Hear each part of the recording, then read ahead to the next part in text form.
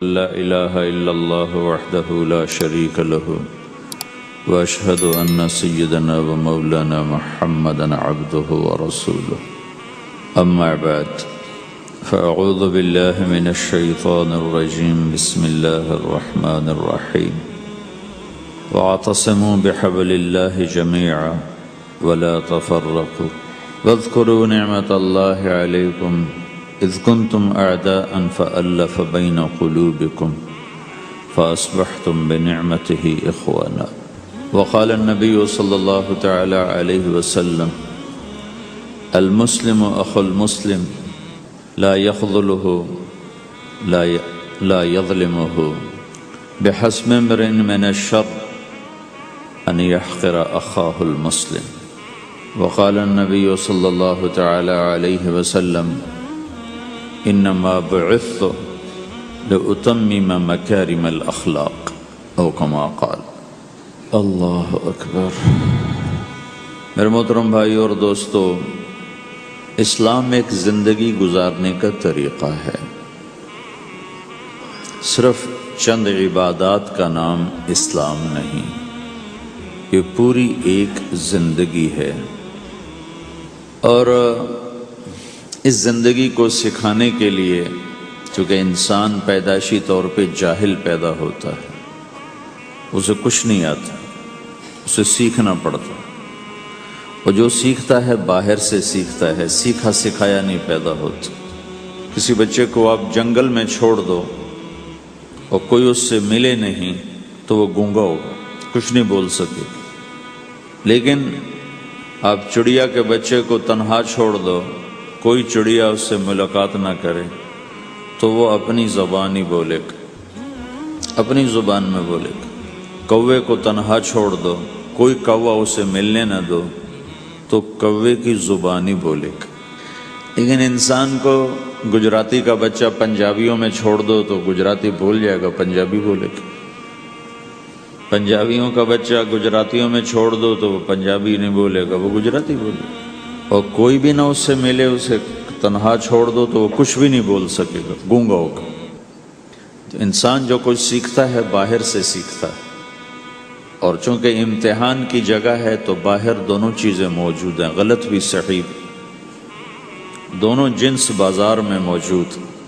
انسان کے علاوہ جتنی مخلوق ہے ان میں غلط کرنے کا کوئی سسٹم ہی نہیں ہے، وہ غلط کر ہی نہیں سکتے، جو کرتے ہیں ٹھیک کرتے۔ انسان کے اندر دونوں سسٹم ہیں، فَأَلْهَمَهَا فُجُورَهَا وَتَقْوَاهَا، یہ دونوں نظام لے کے چلتا ہے۔ اسلام کو سیکھنا پڑتا ہے، اور اسلام کے لیے جو سب سے بڑا سرمایہ ہے، جیسے آپ بازار میں جاتے ہو، دکان کھولتے ہو، پھیری لگاتے ہو، تو اس کے لیے پیسہ چاہیے، ڈالر چاہیے۔ ڈالر کے بغیر آپ کاروبار نہیں کر سکتے۔ اسلام کے لیے ایمان چاہیے، ایمان کے بغیر اسلام پہ چلا نہیں جاتا، جانتا ہوگا چل نہیں سکے گا۔ ایمان وہ طاقت ہے، وہ سرمایہ ہے، وہ کیپٹل ہے جس سے کوئی مرد عورت وہ دین پہ چل سکتا ہے۔ یہ زیادہ ہوگا تو زیادہ چلے گا، تھوڑا ہوگا تو تھوڑا چلے گا، نہیں ہوگا تو صفر ہوگا، زیرو ہوگا۔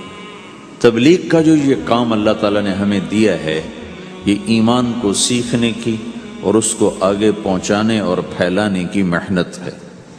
ایمان سیکھنے کے لیے فَمَنْ شَاءَ اتَّخَذَ إِلَىٰ رَبِّهِ سَبِيلًا، کوئی ایک طریقہ نہیں ہے، کئی طریقے ہیں۔ اللہ نے سبیل کے اوپر الف لام نہیں لگایا، الف لام ہٹا کر یہ بتایا ہے کہ اللہ تک پہنچنے کے راستے کئی ہیں، محنت کے راستہ تو ایک ہے اسلام، اس پر آنے کی جو محنت ہے اس کے راستے مختلف ہیں۔ ہاں، آگے پہنچانے کے لیے تبلیغ کے سوا اور کوئی راستہ کوئی نہیں۔ یہاں آ کر تبلیغ منفرد کا کام منفرد ہو جاتا ہے کہ کسی محنت میں گشت کوئی نہیں سوائے تبلیغ، صرف تبلیغ ہے جس میں گشت ہے کہ خود چل کے جاؤ۔ اگر میرے پاس وہ میرے کالج کا لڑکا نہ آتا تو مجھے تو نہیں پتا تھا تبلیغ کیا چیز، نہ دین کا پتہ تھا نہ دنیا کا پتہ تھا۔ تو کوئی چل کے آیا اور اس نے ہاتھ پکڑا، اور دعوت ہے ہی بے طلبوں کے لیے، مدرسہ تو طلب والوں کے لیے، وہاں تو تعلیم ہوتی، تبلیغ نہیں ہوتی۔ خانقاہ تو طلب والوں کے لیے ہے اور دعوت بے طلب لوگوں کے لیے، جو سننا نہیں چاہتے، جو قریب نہیں آنا چاہتے، اور ایسا طبقہ کروڑوں اربوں کی تعداد میں موجود، انہیں دین پر لانے کے لیے یا دین کی بات ان کے کان میں ڈالنے کے لیے سوائے گشت کے اور کوئی عمل کوئی نہیں۔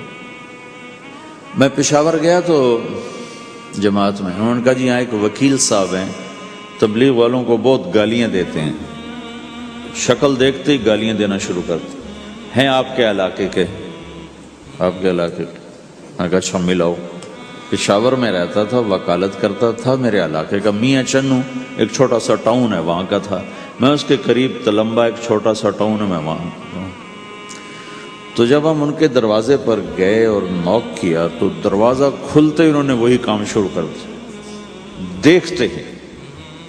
اور کہا میں نے تمہیں کتنی دفعہ کہا ہے، وہ جو مقامی، کہ تبلیغ والوں کو میرے دروازے پر مت لایا کرو۔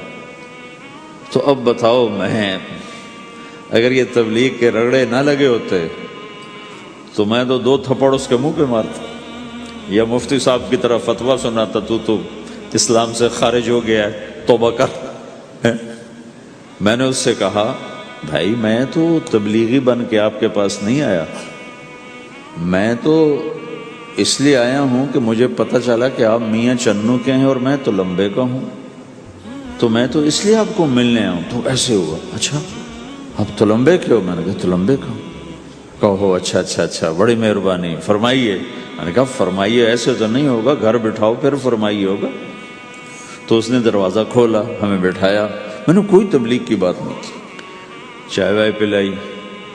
تو میرے والد صاحب اپنے علاقے کے مشہور آدمی تھے، تو جب میں نے اپنا تعارف کرایا تو وہ اور خوش ہو گیا، کہا تو آپ کے باپ کا الیکشن تو میں نے لڑا ہے، ان کے لیے ووٹ مانگنا۔ تو ایسا خوش ہو گیا اور کھل گیا، اور چائے پلائی، بات چیت ہوتی رہی۔ تو اٹھتے ہوئے میں نے کہا فلاں مسجد میں ہماری جماعت آئی ہوئی ہے، میں نے کہا چلو آپ کو بتا دوں۔ مغرب کے بیان میں وہ آیا ہوا تھا، پھر جتنے دن میں وہاں رہا وہ آتا رہا آتا رہا آتا رہا، میں واپس چلا گیا۔ بیچ میں کئی سال گزر گئے، لاہور کیولری گراؤنڈ ایک مشہور جگہ، وہاں میرا بیان تھا، جو کرکٹر آئے ہوئے تھے، ان کو ہم نیا سعید انور، انضمام، مشتاق، ان کو ہم قریب کر رہے تھے، اس وقت نئے نئے ان کو قریب کر رہے تھے، تو یہ لوگ آئے ہوئے تھے۔ تو بیان کے بعد ان کو لے کر ہم ایک کمرے میں بیٹھے، اس کمرے کی دیوار شیشے کی تھی، تو لوگ اندر آنے کی کوشش کر رہے تھے، تو ان پہرے والے ان کو روک رہے تھے۔ تو اس میں سے ایک آدمی منہ اوپر کر کے میری طرف سے اشارہ کرے، تو میں نے دیکھا تو ایک آدمی کی بڑی داڑھی، اور وہ مجھے ایسے ایسے اشارہ کر رہا ہے، میں نے نہیں پہچانا۔ تھوڑی دیر کے بعد میں نے غور سے دیکھا تو وہ وہی وکیل صاحب پشاور والے، تو میں نے کہا ان کو اندر بلاؤ اندر بلاؤ۔ وہ اندر آئے تو میں اٹھ کے ملا، کہنے لگے یہ دیکھو یہ تمہارا ایک گشت، میرا وقت بھی لگ چکا ہے، بدنوں کا چلہ لگا ہے یا 3 چلے لگے ہیں۔ تو جو دیکھو نا، آپ میں سے کئی لوگ پھیری لگاتے ہیں، جس کو گجرا پھیری لگاتا ہوں، پھیری۔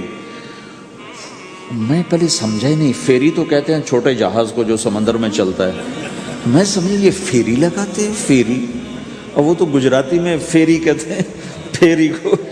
تو پہلے تو میں چکر کھاتا رہا کہ یہ کیا ہے پھیری، پھیری تو چھوٹے جہاز کو کہتے ہیں، چھوٹا بحری جہاز۔ تو پھر بعد میں کسی نے کہا کہ یہ چل پھر کے سودا بھیجا، اچھا اچھا پھیری کو پھیری کہہ رہے ہیں، تم خدا کو خدا کر دیتے ہو، خدا کا شکر۔ ایک تو خدا لفظ ہی میں نے پہلے کہا تھا بولنے کا نہیں ہے، ایک اس کو خدا کو خدا کر دیتے ہو، خدا کی قسم۔ تو تم پھیری لگاتے لگاتے گاہک بنا لیتے ہو، نہیں بناتے ہو؟ پھیری لگاتے لگاتے تم اپنے گاہک بنا لیتے ہو۔ یہی تبلیغ کا کام ہے کہ پھیری لگاؤ، لوگوں کے در کھٹکھٹاؤ، کوئی لے گا کوئی نہیں لے گا۔ جو آپ لوگ پھیری لگاتے ہو تو سارے آپ سے سودا لیتے ہیں؟ نہیں لیتے، کوئی لیتا ہے کوئی نہیں لیتا، لیکن آپ جاتے رہتے ہو جاتے رہتے ہو جاتے رہتے ہو جاتے رہتے ہو، آہستہ آہستہ آپ اپنا اتنا کام کر لیتے ہو کہ آپ کی روٹی چل جاتی۔ تو سارے نبیوں نے پھیرا لگایا، کوئی نبی گھر نہیں بیٹھا، کہ میرے پاس کوئی آئے گا تو اسے سکھاؤں گا۔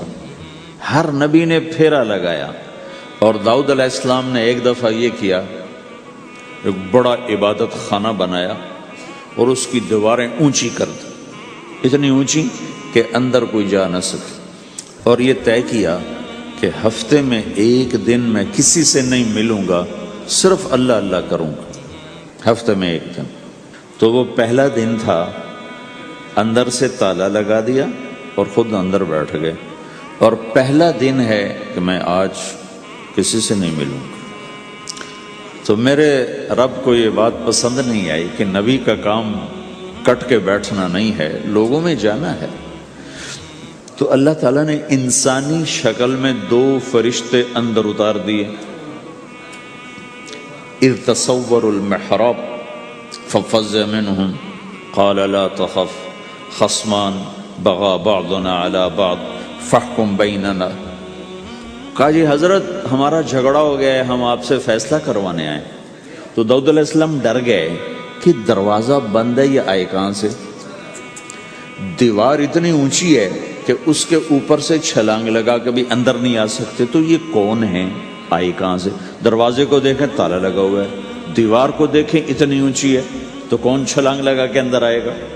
تو ڈر گئے۔ تو کہنے لگے جی آپ ڈرے نہیں، ہمارا جھگڑا ہو گیا۔ کہ کیا جھگڑا ہے؟ کیا جھگڑا ہے؟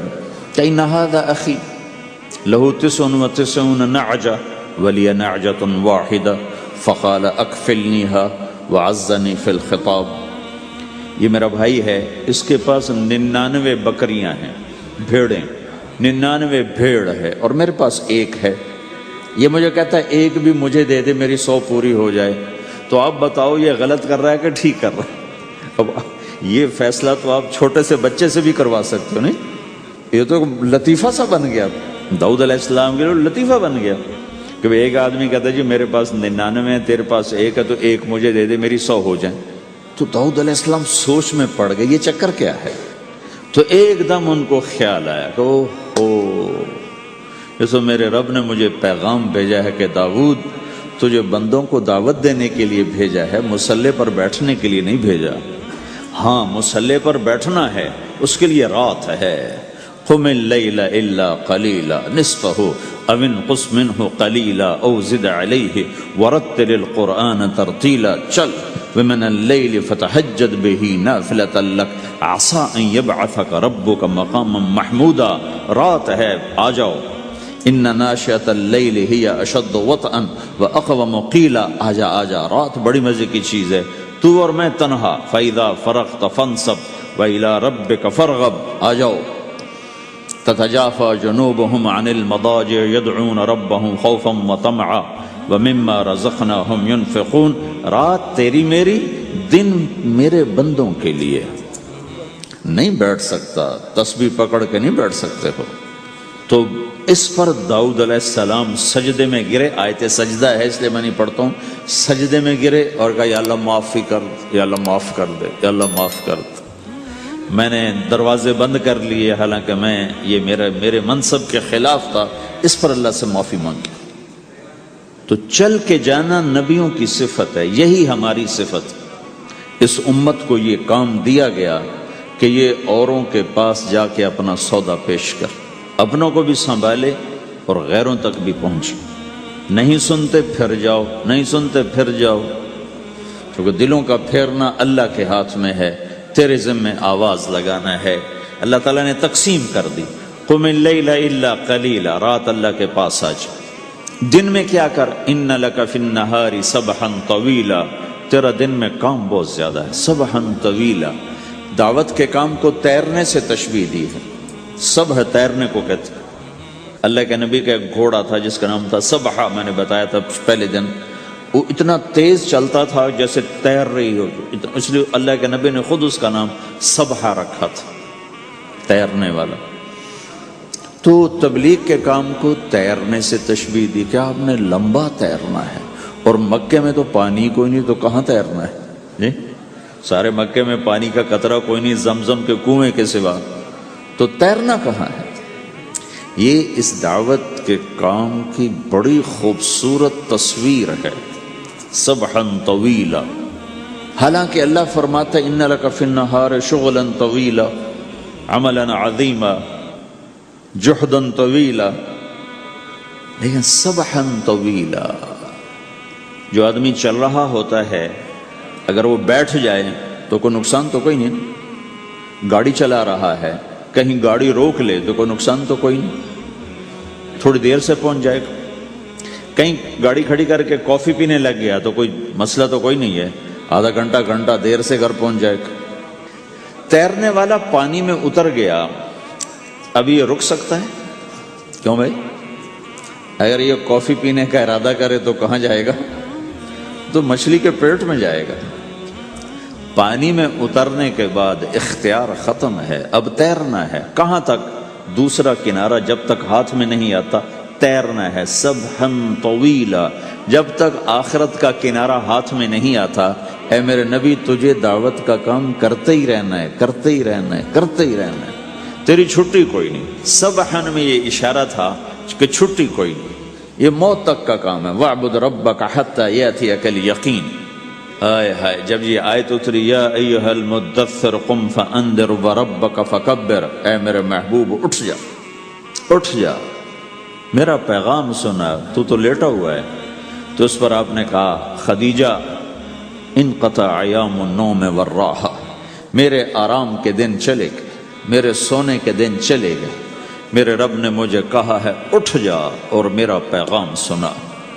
تو اس وقت تو کوئی جاننے والا نہیں تھا، تو پہلے آپ چپ کے بات فرما رہے تھے، پھر اللہ نے کہا کھل کے کہہ، تو پھر آپ نے کہا میں خدیجہ میں کس کو کہوں، میری کون سنے گا، من ادعو من یستجیب۔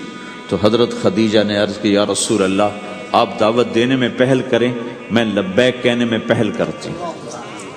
تو بھائیو، دعوت ہمارا سرمایہ ہے، دعوت سے ایمان بنتا ہے، ایمان سے عمل بنتا ہے۔ تو اگر آپ اس دعوت میں حرکت کرتے رہو گے، ان لک فی النہار سبحا طویلا، کل میں نے اس پر تھوڑی تفصیل سے بات کر دی تھی، آج میں اس سے اگلی بات کرنا چاہتا ہوں، لیکن اس کو بار بار سننا اس لیے ضروری ہے کہ آدمی بڑی جلدی بھول جاتا ہے، اور نفع سامنے نہ ہو تو اس کے لیے قدم اٹھانا، مال لگانا مشکل ہو جاتا ہے۔ آپ پھیری بھی تو لگاتے ہو، تو شام کو پیسہ ہاتھ میں آتا ہے تو تھکاوٹ چلی جاتی۔ میں نے ایک شخص سے کہا تھوڑا تبلیغ میں وقت دے دو بھائی، کہا جی مجھے گولیاں لگی تھیں تو اس کے بعد میرے بدن میں درد ہوتا ہے تو میں ٹائم نہیں دے سکتا، لیکن میں اسے دیکھتا تھا وہ صبح سے شام تک اپنی دکان پہ کھڑا ہوتا تھا، کھڑا ہو کے کام کرتا تھا۔ تو ایک دن میں نے اس سے پوچھا یہ تو دکان پہ کھڑا ہوتا ہے، اس کا درد تمہیں نہیں ہوتا؟ تبلیغ میں تو اتنی مشقت نہیں ہے۔ وہ کہنے لگا جی روز درد بہت ہوتا ہے، لیکن میں جب شام کو پیسے گنتا ہوں تو سارا درد چلا جاتا ہے، سارا درد چلا جاتا ہے۔ تو اب آپ تبلیغ میں 3 دن کے لیے گئے تو کچھ لگا کے آتے ہو، ہاتھ میں تو کچھ بھی نہیں ہوتا، اور چلے کے لیے جاؤ تو کچھ لگتا ہے، ہاتھ میں تو کچھ بھی نہیں آتا۔ 4 مہینے کے لیے جاؤ تو کچھ لگتا ہے، ہاتھ میں تو کچھ بھی نہیں آتا۔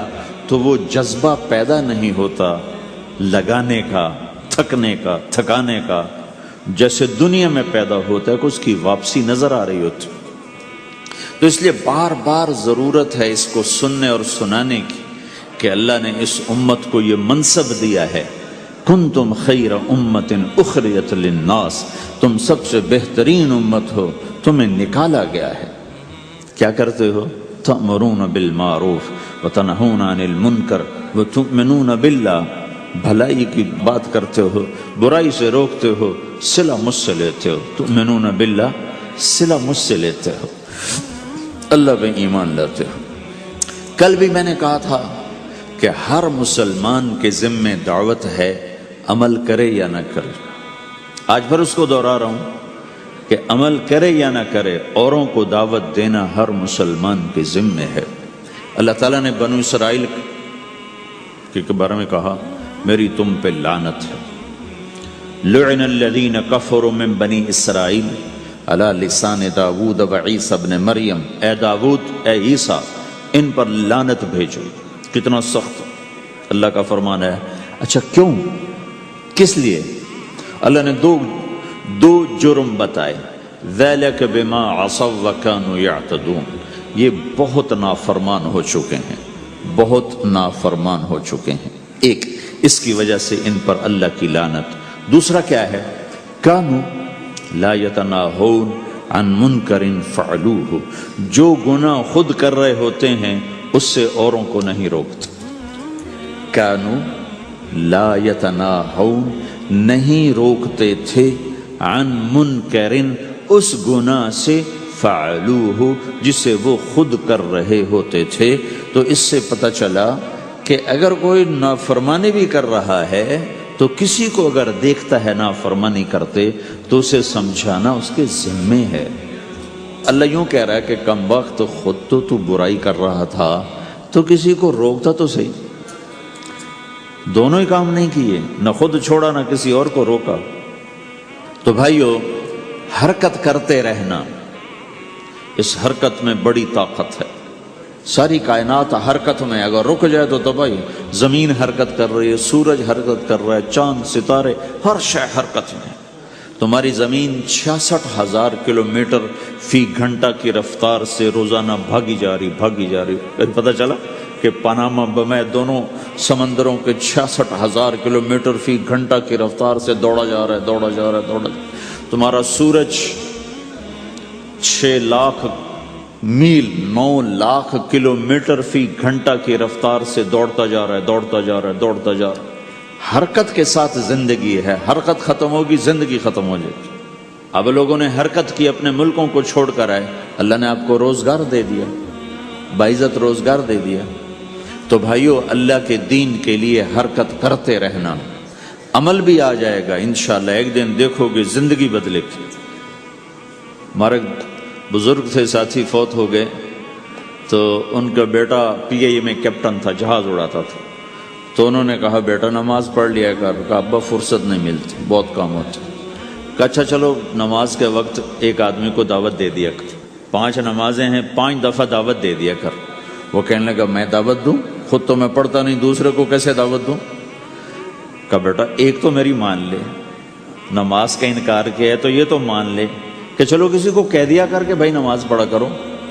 کہا چلو یہ تو آسان ہے، میں کہہ دوں گا۔ تو اس نے اپنے ابا کی بات مان لی، ہر نماز پہ 1-2 کو کہہ دیتا بھائی نماز پڑھا کرو۔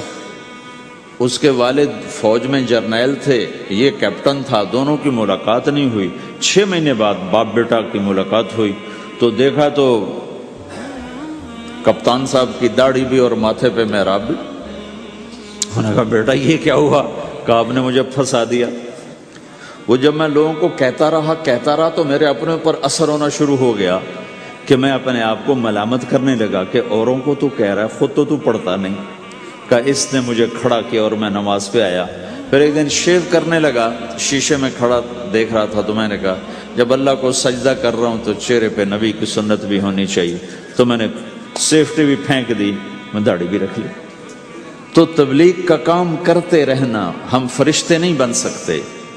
ایک دفعہ ایک آدمی نے میرے اوپر بڑی چڑھائی کی، تم تبلیغ والے منافق ہو، کہتے کچھ ہو کرتے کچھ ہو، تمہارے قول اور فعل میں بہت فرق، بہت۔ جب ان کا غصہ اتر گیا تو میں نے ان سے کہا بھائی 100 نمبر تو اللہ نے بھی نہیں مانگے، آپ کیوں مانگتے ہو؟ اللہ نے کہا ہے فمن ثقلت موازینہ، جس کی نیکیاں بڑھ جائیں گی گناہ تھوڑے ہوں گے تو پاس کر دوں گے۔ تو 100 نمبر تو اللہ نے بھی نہیں کہا کہ ایک گناہ تیرے کھاتے میں نہیں ہونا چاہیے، 100/100 نمبر لے گا تو جنت دوں گا، نہیں تو ریپٹ مار کے جہنم میں ڈالوں گا۔ تو 100 نمبر تو اللہ بھی نہیں مانگتا، اسے پتہ ہے میرا بندہ کمزور ہے، کبھی گناہ کرے گا کبھی نیکی کرے گا۔ تو وہ کہتا ہے جس کے پاس 51 نیکیاں ہوئیں اور 50 گناہ ہوئے تولوں گا تو 51 جھک جائیں گے نا، 50 معاف۔ مثال دے رہا ہوں میں، ہمارے علاقے میں ایک ذمہ دار تھے، وہ ذکر بھی بہت کرتے تھے، گالیاں بھی بہت دیتے تھے۔ ادھر سبحان اللہ تیرے فلانے، الحمدللہ کے ساتھ ایک پھکڑ تولتے تھے، ساری زندگی وہ ایسا ہی کرتے رہے۔ جب وہ فوت ہو گئے تو کسی نے ان کو دیکھا تو انہوں نے پوچھا کہ میاں صاحب آپ کے ساتھ کیا ہوا؟ آپ تو گالیاں بہت دیتے تھے۔ خود انہوں نے یہ پوچھ رہے آپ تو گالیاں بہت دیتے تھے تو آپ کے ساتھ کیا ہوا؟ کہ اللہ تعالیٰ نے میرے ذکر اور میری گالیوں کو تولا تو میرا ذکر بڑھ گیا تو میری بخشش ہو گئی۔ اللہ نے بھی کاؤنٹنگ رکھی ہے، پرفیکشن مانگی ہی نہیں۔ اگر اللہ پرفیکشن مانگتا تو پھر آپ کہتے تم کرتے کچھ ہو کہتے کچھ ہو۔ اگر میں کہتا صحیح ہوں تو ایک نیکی تو کر رہا ہوں، اور کرتا نہیں ہوں تو ایک گناہ کر رہا ہوں۔ کیا پتا میرا رب میرے کہنے کے طفیل میرے نہ کرنے کو معاف کر دے۔ بس ایک صورت میں ہے کام خطرناک کہ اگر میں اس کہنے سننے کو اپنی دنیا بنانے کا ذریعہ بنا لوں پھر خطرناک ہے۔ تأمرون الناس بالبر وتنسون انفسکم وانتم تتلون الکتاب، وہ یہ آیت ہے۔ لیکن اگر میرے اندر اخلاص ہے تو پھر میں انسان ہوں، کبھی اچھا کروں گا کبھی برا کروں گا، لیکن میرے ذمہ صدا لگانا ہے۔ تو بھائیو اس تبلیغ کے کام کو کرتے رہنا، اس سے ایمان بنتا ہے، ایمان سے دین وجود میں آتا ہے۔ دین کے دو حصے ہیں، ایک عبادات ہے جس میں نماز سب سے اہم ہے، پھیری پہ ہو گھر پہ ہو نماز نہ چھوڑو۔ رمضان کے روزے ہیں، اللہ پھر رزق زیادہ دے دے، حج کرو، زکوٰۃ دو، لیکن عبادات بڑی محدود ہیں اور اس میں کثرت اللہ نے مطالبہ بھی نہیں کیا، بلکہ اللہ تعالیٰ نے اس میں اعتدال ہی کو پسند فرمایا ہے۔ اللہ تعالیٰ نے ہمارے نبی لمبی لمبی نمازیں پڑھتے تھے تو اللہ تعالیٰ نے روک دیا کہ ما انزلنا علیک القرآن لتشقی، میرے نبی میں نے تمہیں قرآن اس لیے نہیں دیا کہ تو لمبی لمبی نمازیں پڑھ کے تھکتا رہے، درمیان نہ چل۔ اللہ کے نبی نے تبلیغ میں زیادہ زور دکھایا تو اللہ نے اس پر بھی کہا فلا تذهب نفسك علیہم حسرات، اتنا غم نہ کیا کر کے تو خود ہی ہلاک ہو جائے، نہیں ایسا نہ کر۔ تو عبادات محدود ہیں اور اس میں اعتدال مطلوب ہے۔ سارا دن مصلی پہ بیٹھنا یہ اللہ نہیں دیکھنا چاہتا، اللہ یہ دیکھنا چاہتا ہے کہ تو باہر جا تاکہ میں دیکھوں کہ اب تو کیا کرتا ہے۔ دوسرا حصہ اس کا اخلاقیات ہیں، آپس کی معاشرت ہے۔ دین جو اثر انداز ہوتا ہے وہ معاشرت سے اثر انداز ہوتا ہے، عبادت سے نہیں، عبادات سے نہیں۔ عبادت تو مسجد کے اندر ہے یا مصلی پر گھر کے اندر ہے، روزہ اندر کی چیز ہے، حج بیت اللہ میں ہے، زکوٰۃ مسلمان کو دی جاتی ہے۔ تو دنیا میں دین پھیلنے کے لیے اور اپنوں کو دین کے قریب کرنے کے لیے جو سب سے بڑا عمل ہے وہ بھائیو اچھے اخلاق۔ یہ دوسرا حصہ میں آج بیان کرنا چاہتا ہوں۔ اللہ کے نبی نے فرمایا ایو عُرَى الاسلام اوثق، مجھے بتاؤ اسلام کا سب سے مضبوط عمل کیا ہے؟ تو صحابہ نے کہا الجہاد، یا رسول اللہ جہاد۔ اسلام کا سب سے مضبوط عمل کیا ہے؟ صحابہ نے کہا جہاد۔ تو آپ نے کہا وحسن وما هو به، ہاں جہاد بہت اچھا عمل ہے لیکن سب سے بڑا عمل نہیں ہے، سب سے مضبوط عمل نہیں ہے۔ انہوں نے کہا جی الصلاۃ، نماز۔ تو ہم نے کہا ہاں وحسنۃ وما ہی بہا، نماز بھی بہت اچھی چیز ہے لیکن وہ نہیں جو میں پوچھ رہا ہوں، سب سے اعلیٰ، سب سے اوپر، سب سے مضبوط نہیں۔ پھر انہوں نے کہا جی الحج، حج۔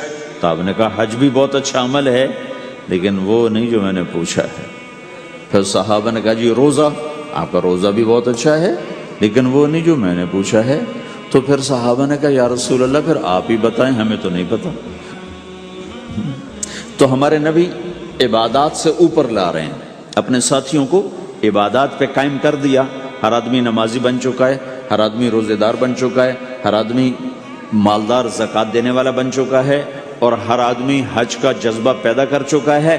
اب آپ ان کو اخلاق پہ لانا چاہتے ہیں، چونکہ اسلام کی تکمیل اخلاق سے ہے۔ اسلام کو تشبیہ دی گئی ہے گھر کے ساتھ، بنی الاسلام علی خمس، تو بنیا کا لفظ عمارت پر بولا جاتا ہے۔ تو اسلام کی بنیاد میں ہے کلمہ، نماز، روزہ، حج، زکوٰۃ۔ اگر اس مسجد کی بنیادیں بھر دی جائیں تو اس کو مسجد تو نہیں کہیں گے نا۔ ہاں جی بنیادیں ڈال دی ہیں، چھت ڈالنی ہے، جب چھت پڑے گی تو پھر یہ مسجد کہلائے گی۔ تو اسلام کی بنیاد قائم ہو چکی تھی، اب آپ چھت ڈالنا چاہتے تھے۔ چھت کیا ہے؟ وہ اچھے اخلاق ہیں، تو اب آپ ان کو اوپر لا رہے ہیں۔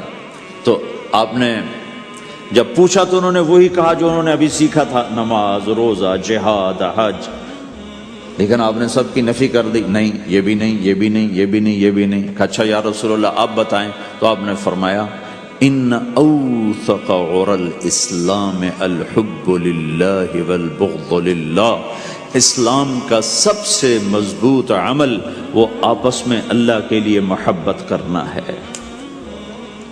اسلام کا سب سے مضبوط عمل وہ آپس میں اللہ کے لیے محبت کرنا ہے۔ اسلام کا سب سے مضبوط عمل وہ محبت ہے، اللہ کے لیے بغض ہے، اللہ کے لیے محبت ہے، یہ اسلام کا سب سے مضبوط عمل ہے۔ تو بھائیو، یہ چھوٹا سا معاشرہ اسلامی بن جائے، اس کے لیے بنیاد میں نے پہلے بتا دی، اب چھت بتا رہا ہوں، وہ ہیں اچھے اخلاق۔ اللہ تعالیٰ نے جب ہمارے نبی نے نماز لمبی پڑھی تو اللہ نے کہا درمیانی پڑھو، میں نے ابھی بتایا۔ تبلیغ میں دکھ زیادہ جھیلا تو اللہ نے کہا درمیانہ چلو۔ لیکن جب اللہ کے نبی نے اخلاق بلند کیے، اخلاق، تو اس پر بھی اللہ تعالیٰ فرماتا میرے نبی ذرا اتنا نرم نہ ہو، تھوڑا سا سختی دکھا، آنکھیں دکھا، تھوڑا شونشاں کر۔ تو میرے رب نے کیا کہا؟ واہ، میرے رب نے آپ کے اخلاق کی جیسی تعریف کی ہے، آپ کے کسی عمل کی ایسی تعریف نہیں کی۔ نماز کو کہا معتدل، اعتدال، دعوت کو کہا اعتدال، اور اخلاق کو کیا کہا؟ انک لعلی خلق عظیم، اور اس کو طاقت پہنچائی قسم اٹھا کے نون، پھر قسم اٹھائی قلم کی جو علم کا ذریعہ ہے، والقلم وما یسطرون، مجھے قسم ہے قلم اور اس کی تحریر کی، ما انت بنعمت ربک بمجنون وان لک لاجرا غیر ممنون۔ ان دو آیتوں کو چھوڑ کر اگلی جو آیت آ رہی وانک لعلی خلق عظیم، اے میرے محبوب میں قسم اٹھاتا ہوں قلم اور اس کی تحریر کی، تیرے اخلاق بڑے عالی شان ہیں۔ یہ نہیں کہا تیرے اخلاق بڑے عالی ہیں، انک لعلی، علا، علا کا یہاں بہت عظیم الشان کردار ہے۔ علا یہ بتا رہا ہے کہ اے میرے نبی، جتنے اخلاق تصور کیے جا سکتے ہیں وہ سب تیرے تابع ہو چکے ہیں، اور تو ان پہ سوار ہو چکا ہے، تو ان پہ چھا چکا ہے۔ علا چھا جانے کے لیے ہوتا ہے کہ تمام اخلاق تیرے غلام ہو چکے ہیں۔ ایک دفعہ آپ نے فرمایا اچھے اخلاق 360 قسم ہیں، 360 قسم، 360 صفات کا مجموعہ اچھے اخلاق۔ کوئی ایک صفت کسی کو مل گئی تو جنت میں چلا جائے گا۔ تو ابو بکر رضی اللہ عنہ سامنے بیٹھے تھے، کہنے لگے یا رسول اللہ افی منہا شیء، ان 360 میں کوئی میرے اندر بھی کچھ ہے؟ تو آپ نے کہا تیرے اندر سارے کا سارا، کوئی کمی کوئی نہیں، پورے۔ یہ آپ نے اور کسی کو نہیں کہا، صرف آپ نے یہ ابو بکر سے فرمایا کہ ابو بکر تیرے اندر پورے اخلاق 360۔ تو بھائیو، آپس کی محبت اور اچھے اخلاق یہ اسلام کا سب سے چوٹی کا سبق، سب سے اعلیٰ درجے کا سبق۔ اب ایک حدیث میں جو حدیث جبریل کہلاتی ہے، وہ انسانی شکل میں آ کر پوچھتے ہیں یا رسول اللہ اسلام کیا ہے؟ تو آپ کہتے ہیں کلمہ، نماز، روزہ، حج، زکوٰۃ، یہ اسلام ہے۔ یہی سوال اب آخری حج کا موقع آ چکا ہے، اب اسلام 9 سال آگے، 10 سال آگے جا چکا ہے اور اس کی شکل مکمل ہو چکی ہے۔ تو عمر بن عبسہ رضی اللہ تعالیٰ عنہ یہ آخری حج کے موقع پر آپ سے ملتے ہیں اور آ کر یہ آپ سے پوچھتے ہیں یا رسول اللہ مل اسلام؟ سوال ایک ہے، مل اسلام؟ شروع میں مدینے کے داخلے کے شروع میں جبریل انسانی شکل میں آتے ہیں اور کہتے ہیں مل اسلام، اسلام کیا ہے؟ تو آپ کہتے ہیں کلمہ، نماز، روزہ، حج، زکوٰۃ۔ اب یہی سوال 10 سال کے بعد یا 9 سال کے بعد عمر بن عبسہ کہتے ہیں یا رسول اللہ مل اسلام؟ اسلام کیا ہے؟ تو اب جواب سنو، آپ نے فرمایا اطعام الطعام وطیب الکلام، میٹھا بول بولنا اور کھانا کھلانا۔ کسی سے میٹھا بول بولنا کتنا عظیم ہے میرے اللہ کی بارگاہ میں کہ آپ نے فرمایا ابتسامک فی وجہ اخیک صدقہ، تو اگر کسی مسلمان کو ہنس کے مل لے تو یہ بھی تیرے لیے صدقے کا ثواب، صدقہ لکھا جائے گا۔ جبریل کہتے ہیں یا رسول اللہ مل ایمان، ایمان کیا ہے؟ تو آپ فرماتے ہیں اللہ کو ماننا، فرشتوں کو ماننا، نبیوں کو ماننا، کتابوں کو ماننا، تقدیر کو ماننا، موت کے بعد کی زندگی کا اقرار کرنا۔ ان تؤمن باللہ وملائکتہ وکتبہ ورسلہ وبالبعث بعد الموت، یہ ہے ابتدائی جواب۔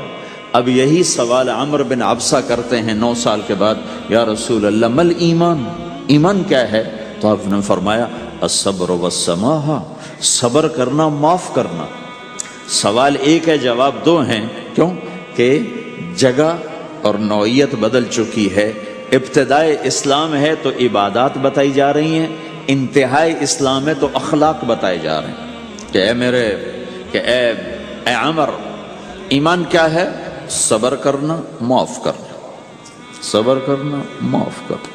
تو بھائیو، جو ہمارا معاشرہ بنے گا اسلامی، گھر میں باہر، وہ بنے گا اچھے اخلاق سے، عبادت سے نہیں، علم سے نہیں، تبلیغ سے نہیں، وہ بنے گا اچھے اخلاق سے، میٹھے بول بولنے سے، درگزر کرنے سے، معاف کرنے سے، سہ جانے سے، اور بازار میں سچائی، بازار میں میٹھا بول نہیں، وہ تو ہر تاجر مسکرا کے ملتا ہے، ہاں وہ تو کاروبار ہے مسکرانا۔ سچا بول، الصدق ینجی والکذب یہلک، میرے نبی نے فرمایا سچ نجات دیتا ہے اور جھوٹ ہلاک کر دیتا ہے۔ تو بازار کے اخلاق ہیں صحیح بولنا، صحیح تولنا، دھوکہ نہ دینا۔ میرے نبی سے پوچھا گیا یا رسول اللہ مسلمان بزدل ہو سکتا ہے، ڈرپوک؟ آپ نے کہا ہو سکتا ہے۔ کہ یا رسول اللہ مسلمان بخیل ہو سکتا ہے، بخیل کنجوس؟ آپ نے کہا ہو سکتا ہے۔ کہ یا رسول اللہ مسلمان جھوٹ بول سکتا ہے؟ جھوٹ نہیں بول سکتا۔ آپ نے فرمایا میں اپنے امت میں ہر عیب کی توقع رکھتا ہوں کہ میرا امتی ہر گناہ کر سکتا ہے لیکن 2 کام نہیں کر سکے گا اگر وہ میرا امتی ہے، ایک جھوٹ کبھی نہیں بولے گا، ایک دھوکہ کبھی نہیں دے گا۔ اور یہ دونوں کام ہمارے پورے عروج پر ہیں۔ تو مسلمان دھوکہ نہیں دیتا کسی کو، مسلمان جھوٹ نہیں بولتا۔ تو اللہ کے نبی نے یہ نہیں فرمایا جو نماز نہیں پڑھتا وہ میری امت میں سے نہیں، جو روزہ نہیں رکھتا میری امت میں سے نہیں ہے، زکوٰۃ نہیں دیتا میری امت میں سے، یہ نہیں کہا۔ آپ نے کہا من غش فلیس منا، جس نے کسی کو دھوکہ دیا وہ میری امت میں سے نہیں، میری امت سے خارج۔ تو آپ کی تجارت پاناما میں ایسی تجارت ہو کہ وہ اسلام کا بولتا ثبوت بن جائے۔ آپ کی جاب ہے تو ایسی ہو کہ پورا انڈونیشیا جو مسلمان ہوا ہے، مسلمان تاجروں کی تجارت سے مسلمان ہو۔ ملائیشیا، انڈونیشیا، فلپائن، ان علاقوں میں جتنا اسلام پھیلا ہے یہ تاجروں کی محنت سے پھیلا ہے۔ کہاں کے تاجر؟ یمن کے عرب تاجر، ان کے عالی اخلاق، ان کا سچا بول، ان کا صحیح ترازو، اس نے لوگوں کے قلوب کو پھیر دیا کہ یہ پیسے کے غلام نہیں ہیں۔ تو ہماری تجارت اس لیے نہیں کہ ہم پیسہ بنائیں، ہماری تجارت اس لیے کہ ہم تجارت میں اللہ کے احکام زندہ کریں، جس میں سب سے بڑا حکم سچ بولنا ہے اور دھوکے سے بچنا ہے اور غلط کاروبار سے، غلط کام سے بچنا ہے۔ صرف ہم پیسہ نہیں کماتے، ہم اللہ کا امر دیکھتے ہیں کہ اگر میرے اللہ کے حکم کے مطابق ہے تو ٹھیک، اگر اس کے مطابق ہم چھوڑ دیں تو بھائیو اپنے پہچان کرواؤ سچائی کے ساتھ، دیانت کے ساتھ، دھوکے سے بچتے ہوئے۔ ایک تاجر مجھے بڑے فخر سے بتا رہا، فیصل آباد کی بات، کہ میں صبح صبح قرآن پڑھ رہا تھا دکان پہ بیٹھا ہوا، کپڑے کا تاجر، تو ایک گاہک آ گیا، کہا جی آپ قرآن پڑھ رہے ہو، بھلے آدمی لگتے ہو، تو میں نے بیٹی کے جہیز کے لیے کپڑا خریدنا ہے، تو میں نے کہا آپ سے خرید لیتا ہوں۔ تو وہ پھر ہنس کے کہنا جی میں نے 16 روپے میٹر والا کپڑا 48 روپے میٹر میں بیچ دیا۔ میں نے کہا واہ بھائی واہ، قرآن کی قیمت بڑی تھوڑی لگائی تو۔ ہائے ہائے ہائے ہائے، اس کو شرم بھی نہیں آ رہی اس بات پر، احساس ہی کوئی نہیں کہ اس نے قرآن پڑھتے دیکھ کر اعتماد کیا اور اس نے قرآن سے ہی اس کو دھوکہ دیا کہ پورے بازار میں 16 روپے گز ہے وہ کپڑا، وہ 48 روپے اس کو بیچ رہا ہے۔ اگر اپنے نبی کی بات سنو. آپ نے کہا سچا تاجر قیامت کے دن نبیوں کے ساتھ کھڑا کیا جائے گا. کیوں؟ کہ ہر موقع پہ جھوٹ بولا جا سکتا ہے، پروفٹ کمایا جا سکتا ہے، دھوکہ دیا جا سکتا ہے، فراڈ کیا جا سکتا ہے، اور اس سے بچتا ہے بچتا ہے بچتا ہے بچتا ہے. نہ اپنوں کو دھوکہ دیتا ہے نہ غیروں کو دھوکہ دیتا ہے. جب انگریز کا دور تھا، دلی میں ایک جیب کترا تھا، جیب کاٹنے والا. تو وہ یہ سکھایا کرتا تھا لڑکوں کو، پھر ان کو بھیجتا تھا. تو اس کا ایک چیلا شام کو صرف 2 روپے لے کر آیا، 2 روپے لے کر. تو اس نے کہا بے وقوف، آج سارے دن کی کمائی 2 روپے؟ کہ استاد آج بہت بڑا مال مارا تھا، لیکن میں نے دیکھا تو وہ ایک گورا تھا، انگریز تھا. تو مجھے خیال آیا اگر قیامت کے دن عیسیٰ علیہ السلام نے میرے نبی کو گلہ دے دیا کہ تیرے امتی نے میرے امتی کی جیب کاٹی تھی، تو میں اپنے نبی کو کیا جواب دوں گا؟ تو میں نے جا کر اس کو واپس کر دیا. ابھی اپنے کے کھسکا کے لایا ہوں 2 روپے. پچھلے زمانے کے تو چور بھی ایسے خوددار ہوتے تھے، اب تو نمازی ایسے غیرت کہاں پھینک کے آ گئے ہیں. ماتھے پہ محراب ہوتا ہے اور دھوکے میں سب سے اول ہوتا ہے.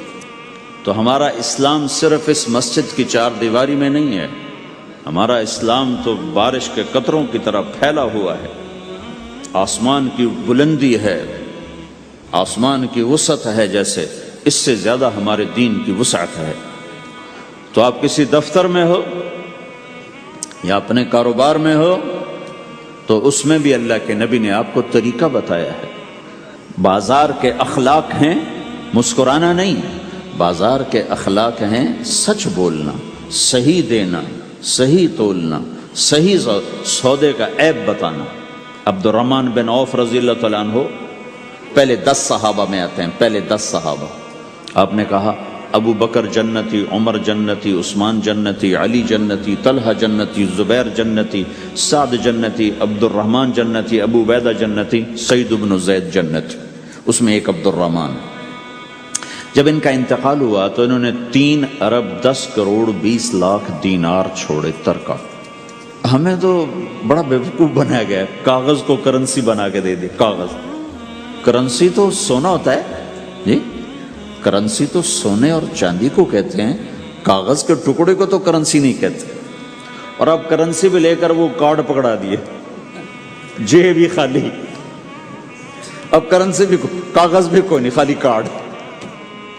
اس کو کیا کہتے ہیں کارڈ کو؟ Credit card. کریڈٹ کارڈ وہ ساری دنیا کو بیوقوف بنائے ہوئے. یا تو کاغذ پکڑائے ہوئے ہیں یا کارڈ کاغذ بھی اب واپس لے لیا، اب کارڈ پکڑا دیا. اور عبد الرحمن بن عوف نے جو پیسے چھوڑے وہ کاغذ نہیں تھے. کاغذ کی کیا حیثیت؟ پاکستان میں روز چھپ رہے ہیں، کاغذ کی کیا حیثیت؟ 3 ارب 10 کروڑ 20 لاکھ دینار سونے کے. اور ایک سکہ دینار اس وقت 4.5 ماشے کا ہوتا تھا. اب اس کو ملٹی پلائی کرو اور پورا پاناما خرید لیں اس پیسوں سے.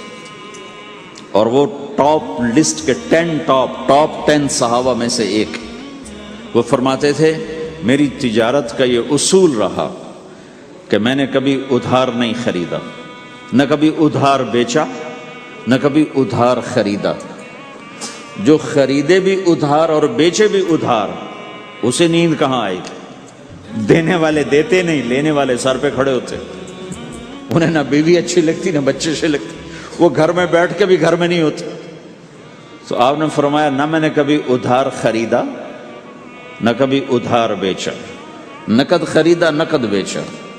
دوسرا میرا اصول یہ رہا کہ میں نے کبھی سٹاک نہیں کیا، جب مجھے پروفٹ ملا میں نے فوراً بیچ دیا. انتظار نہیں کیا 1 ہفتے بعد بیچوں گا ریٹ بڑھ جائے گا. جس دن مجھے پروفٹ ملا 1 پیسہ بھی ملا تو میں نے فوراً بیچ دیا. تیسرا اصول یہ تھا کہ میرے سودے میں کوئی کمی یا عیب ہوتا تو میں اسے چھپاتا نہیں تھا، ظاہر کرتا تھا اس میں یہ کمی ہے، بھائی لینا تو لے لو نہیں لینا تو چھوڑ دو. ہماری تو تجارت بھی جنت کا راستہ ہے. مدینے کے لوگ ذمہ دارا کرتے تھے مکہ کے لوگ تجارت کرتے تھے، ان کی زراعت اور تجارت دین کے پھیلنے کا ذریعہ بن گئی۔ عبد الرحمن بن عوف رضی اللہ عنہ کا مال اللہ کے دین کے کام آیا، عثمان رضی اللہ عنہ کا مال اللہ کے دین کے کام آیا۔ جنگ تبوک میں 10,000 آدمیوں کا سامان حضرت عثمان اکیلے نے دیا۔ 30,000 کا لشکر تھا تو 1/3 10,000 کا سارا سامان عثمان رضی اللہ عنہ نے اپنے گھر سے دیا، اور وہ دینار لا کے پیش کیے نا، تو اللہ کے نبی وہ دینار لے کر یوں کر رہے تھے، ایسے ایسے، اور کر رہے تھے ما علی عثمان اللہ یعمل بعد عثمان، آج کے بعد تو کچھ نہ کر، جنت واجب ہو گئی تیرے لیے۔ تو بھائیو، ہمارا دین صرف ہمیں عبادت نہیں بتاتا، بازار کی زندگی بتاتا ہے کہ مسلمان بازار میں کیسے ہوتا ہے۔ کسی کے ہاں ملازم ہے تو اس کی نوکری کیسی ہوتی ہے، اس کی دیانت کیسی ہوتی ہے، اس کا بول کیسا ہوتا ہے۔ وہ پیسے پہ قربان نہیں ہوتا، وہ پیسے کو ایمان پہ قربان کرتا ہے۔ تو آپ کی تجارت بھی دین کے پھیلنے کا ذریعہ بنے گی۔ آہا، صرف نماز سے گناہ معاف نہیں ہوتے۔ مسلم شریف کی روایت ہے، من امسا کالن بعمل یدہ امسا مغفورا لہ، جو صبح سے شام تک روزی کماتے کماتے حلال حلال حلال حلال، جھوٹ والی نہیں، کھوٹ والی نہیں، خیانت والی نہیں، حرام چیز نہیں، حرام چیز کا بیچنا بھی حرام ہے، خریدنا بھی حرام ہے، اس کا پروفٹ بھی حرام ہے۔ جس گھر میں حرام پیسہ جائے گا وہاں سکھ کبھی نہیں آئے گا، چیزیں آ جائیں گی، چین نکل جائے گا۔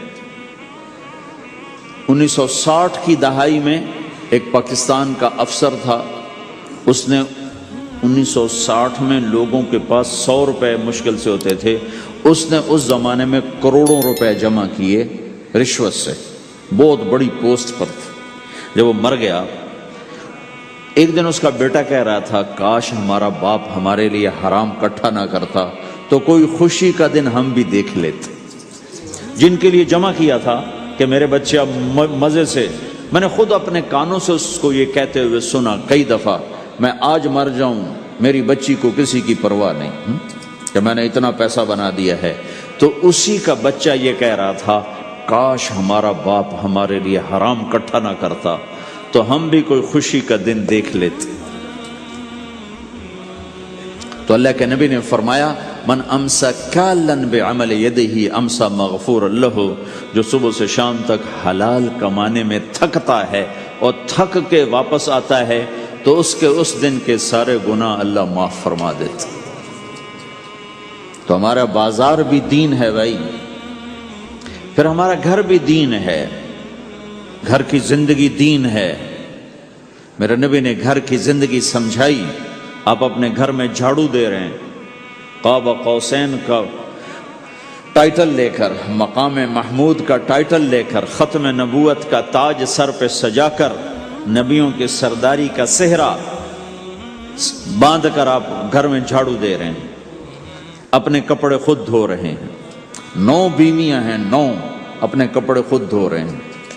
کوئی پھٹ گیا ہے خود سی رہے ہیں، جوتا پھٹ گیا خود ٹھیک کر رہے ہیں۔ حضرت عائشہ رضی اللہ عنہ کو آٹا گوندنا نہیں آتا تھا، چھوٹی عمر تھی تو ان کو آٹا گوند کے دیتے تھے، جب تک ان کو آٹا گوندنا نہیں آیا ان کو آٹا گوند کے دیتے تھے۔ ہمیں تو گھر کی زندگی بھی سمجھائی گئی ہے، اور ہمیں بتایا گیا کہ تو اگر اپنی بیوی کے منہ میں لقمہ ڈالتا ہے تو یہ بھی تیرے لیے صدقہ ہے۔ سب سے بہترین صدقہ وہ ہے جو تم اپنے بچوں پر خرچ کرو۔ کہ دنیا دکھوں کا گھر ہے تو میں قربان جاؤں اپنے نبی پر، آگے آنے والے سارے زمانوں کو دیکھ کر بیان فرما گئے، بتا گئے۔ اور نے فرمایا، مجھے بتاؤ جہاد میں خرچ کرنے سے بھی بہتر خرچ کون سا ہے؟ جہاد میں خرچ کرنا تو سب سے بہتر شمار ہوتا ہے۔ آپ نے کہا مجھے بتاؤ جہاد میں خرچ کرنے سے بھی بہتر کون سا خرچ ہے؟ تو صحابہ نے کہا جی ہم تو نہیں جانتے، ہم تو اسی کو سب سے بہتر جانتے ہیں۔ ہم نے کہا نہیں، اولاد کا ماں باپ پہ خرچ کرنا جہاد میں خرچ کرنے سے بھی بہتر ہے۔ یہ کیوں فرمایا؟ کہ آگے نظر آ رہا تھا کہ اولاد نافرمان نکلے گی۔ اگر اللہ چاہے تو اس کے یہ کہنے پر وہ پلاٹ مسجد کے نام ہو گیا، واپس نہیں لے سکتا۔ اگر اللہ چاہے اگر اللہ چاہے، اور اللہ تو چاہتا ہے کہ تم اس کے نام پر دو، من ذا الذی یقرض اللہ قرضا حسنا. ٹھیک ہو گیا؟ یہ بات سمجھ میں آ گئی؟ اب ایک آدمی یوں کہتا ہے انشاءاللہ میری بیوی کو 3 طلاق، اگر اللہ چاہے تو میری بیوی کو 3 طلاق، تو علماء فرماتے ہیں یہ طلاق نہیں ہوگی. کیوں نہیں ہوگی؟ اس لیے کہ اس نے کہا ہے اگر اللہ چاہے تو میری بیوی کو 3 طلاق، اور اللہ چاہتا ہی نہیں کوئی اپنی بیوی کو طلاق دے، لہذا یہ طلاق نہیں ہوگی. ہزاروں دفعہ کہہ دے انشاءاللہ ساتھ لگا ہوا ہو، نہیں ہوگی، کیونکہ اللہ چاہتا ہی نہیں تم طلاق دو. اللہ گھر آباد، سینکڑوں آیات ہیں گھر کو آباد کرنے کے لیے.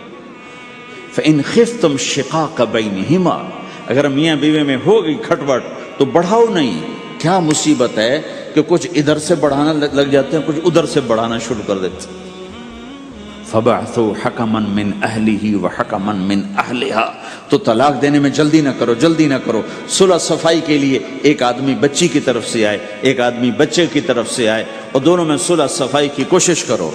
یا ایھا النبی اذا طلقتم النساء، اے میرے نبی جب تم طلاق دینا چاہو تو یا ایھا النبی یہاں یہ اس لیے آیا ہے کہ اللہ تعالیٰ کہہ رہا ہے اے ایمان والو، میں یہ نبی اپنا سفارشی بنا کے تمہارے سامنے پیش کرتا ہوں، طلاق نہ دیا کرو، نہ دیا کرو.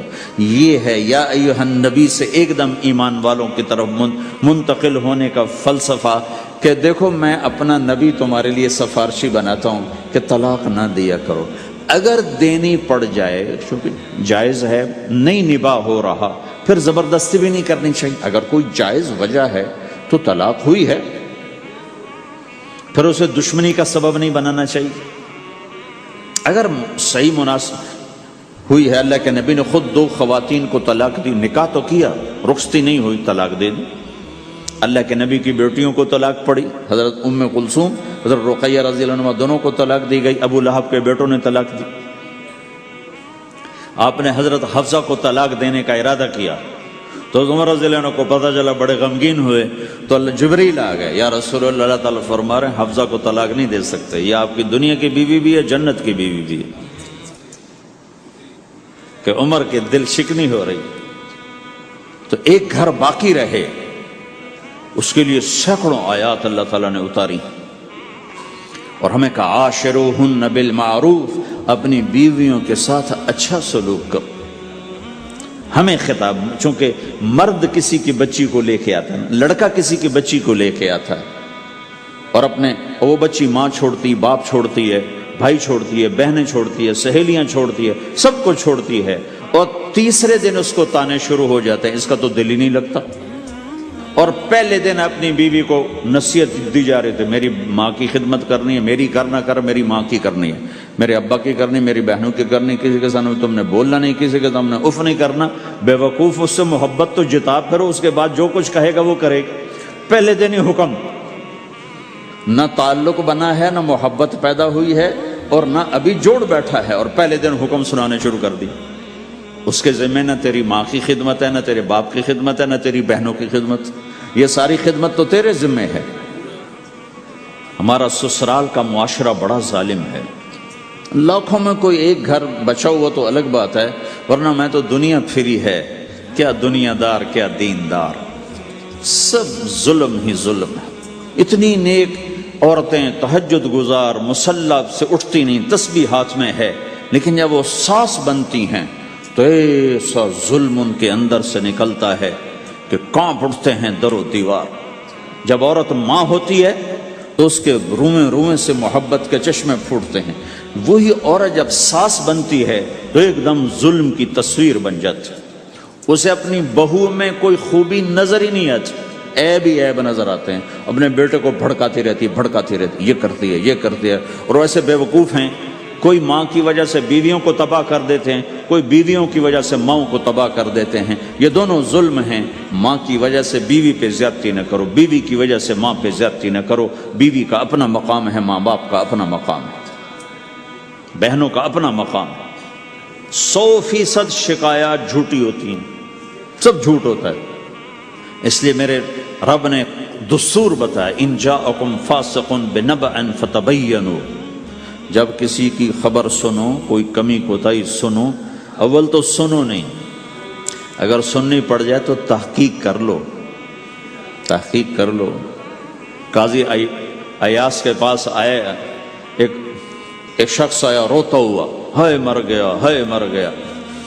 تو ان کے ساتھ ایک آدمی بیٹھے تھے، کہنے لگے حضرت اس کا قضیہ جلدی سے سن لیں، بیچارہ بڑا مظلوم لگتا ہے۔ کہنے لگے چپ کر، یوسف علیہ السلام کے بھائی بھی رات کو روتے ہوئے باپ کے پاس آئے تھے۔ ہر رونے والا مظلوم نہیں ہوتا، ہر رونے والا مظلوم نہیں ہوتا۔ اپنے گھروں کی فضا بناؤ، کمی سنو ہی نہیں۔ تمہاری بیوی ماں کی کمی بتانے لگے، کہا مجھے نہ بتاؤ، تیری بڑی مہربانی۔ تمہاری ماں تمہاری بیوی کی کمی بتانے لگے، کہا اماں مجھے نہ بتاؤ، تیری بڑی مہربانی۔ گھر کی فضا ایسی بناؤ کہ کسی کی کمی کا تذکرہ نہ ہو، تو اللہ کی قسم تمہارا گھر جنت کا نمونہ بن جائے گا۔ یہ معاشرت کا دین بتا رہا ہوں، معاشرت کا دین۔ اپنی بیوی کی خوبیوں کی تعریف کرو، کمیوں پہ پردہ ڈالو۔ بیویوں کے ذمہ ہے خامد کی خوبیوں کی تعریف کریں۔ انسان حوصلہ افزائی کا محتاج ہوتا ہے۔ ایک بزرگ ہے اپنے کسی مرید کے گھر، تو وہاں انہوں نے کھانا کھایا، کھانا ان کو پسند آیا، کہنے لگے اپنی بیگم کو پردے میں بلاؤ۔ تو انہیں اپنی بیگم کو پردے میں بلایا، کہا بیٹی میں نے تیرا ہاتھ کا کھانا کھایا، بہت مزیدار تھا، اللہ تمہیں جزائے خیر دے، تم نے بہت اچھا پکایا۔ تو وہ زارو قطار رونے لگے۔ تو انہوں نے پوچھا بیٹی کیا ہوا؟ میں نے تو کوئی ایسی بات نہیں کی۔ کہ نہیں حضرت آپ کی بات پہ رونا نہیں آیا، رونا اس پر آیا ہے کہ 30 سال سے میں اس شخص کے ساتھ رہ رہی ہوں، کبھی ایک دفعہ اس نے میرے ہاتھ کے پکے کی تعریف نہیں کی۔ آپ گھر میں تشریف لائے، آپ نے پوچھا کوئی کھانے کو کچھ ہے؟ ام سلمہ رضی اللہ عنہ کا گھر، کہا یا رسول اللہ آج تو کچھ نہیں، سرکہ ہے۔ کہا واہ واہ واہ واہ، نعم الادام الخل، سرکہ تو بہت اچھا سالن ہے۔ سبحان اللہ، کیسے دلجوئی فرمائی اپنی بیگم کی، سرکہ تو بہت اچھا سالن ہے، یا تو نے نمک کم ڈال دیا، تو نے مرچی زیادہ کر دی۔ ہم رائمنڈ میں پڑھتے تھے نا، تو پکانا ہمارے ذمہ ہوتا تھا، تو ہمیں پتا کہ پکاتے ہوئے کیا گزرتی۔ جب 2-2 ہزار آدمی کی روٹی ہم پکاتے تھے، 5-5 بوری آٹا گوندا ہے ہاتھوں سے، 10-10 من کھڑے ہو کے روٹی لگائی ہے، سخت سردی میں بھی سخت گرمی میں بھی۔ سردی میں جب رات کو آٹا گونڈتے تھے ہم، تو ہمارے ہاتھ ایسے اکڑ، تم تو سردی دیکھتے ہی نہیں ہو، ہاتھ ایسے اکڑ جاتے تھے، اور صبح 4 بجے اٹھ کے روٹی پکانا شروع کرتے تھے۔ 2000 آدمی کی روٹی پکانی ہوتی تھی۔ تو اب کوئی آ کر کہتے انہیں کچی روٹی پکائی، تو جی دادا ایک تھپڑ اس کے منہ پہ مارے کہ 4 بجے کے ہم اٹھے ہوئے ہیں، پکا پکا برا حشر ہو گیا، کہتے کچی پکائی۔ بھائی صبر کر کے چپ کر کے کھا جا۔ مولانا الیاس صاحب رحمۃ اللہ علیہ ایک اپنے مرید کے گھر گئے، تو اس نے کھیر بنا کر پیش کی۔ اچھا نمک اور چینی ایک جیسے ہوتے ہیں، وہ دیہاتی عورت سمجھ نہ سکی، چینی کے بجائے نمک ڈال دیا۔ تو انہوں نے جا سب سے پہلے مولانا الیاس صاحب کے سامنے کھیر رکھی، تو آپ نے جو چکھی تو وہ تو تھی کڑوی۔ کہنے کہ بھائی واہ واہ واہ واہ واہ واہ، بڑی مزے کی کھیر، ساری لیا میں اکیلا کھاؤں گا، کسی کو نہیں کھانے دوں گا۔ ساری کھیر کھا گیا اس پر پردہ ڈالنے کے لیے۔ وہ تو جب انہیں کہا مولانا الیاس کا بچا ہوا تھوڑا سا میں جب چکھا تو کڑوا، ہائے مر گئی، یہ تو سارا نمک ڈالا ہوا تھا۔ ایک دفعہ ہماری جماعت چنیوٹ میں تھی، تو ہمارے ساتھیوں نے چائے بنائی، تو وہ اندھیرا سا تھا، تو چینی کے بجائے نمک ڈال دیا اور دسترخوان پہ لے آئے، سب پی رہے۔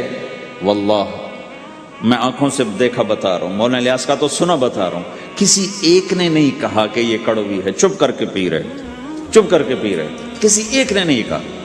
باہر ایک دیہاتی کھڑا تھا، تو میں نے اس کہا چاچا آتے نو چاہ پی ماما، وہ آ گیا، اس نے پہلا گھونٹ بھرا، ہوئے تھا کوڑی ہے،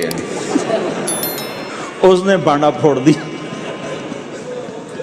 پھر سارے ساتھی ہنس پڑے کہ چاچا ہم نے تو پردہ ڈالنے کی کوشش کی تھی خدمت والوں پر تو نہیں پردہ چاک کر دیا، بانڈا پھوڑ دیا۔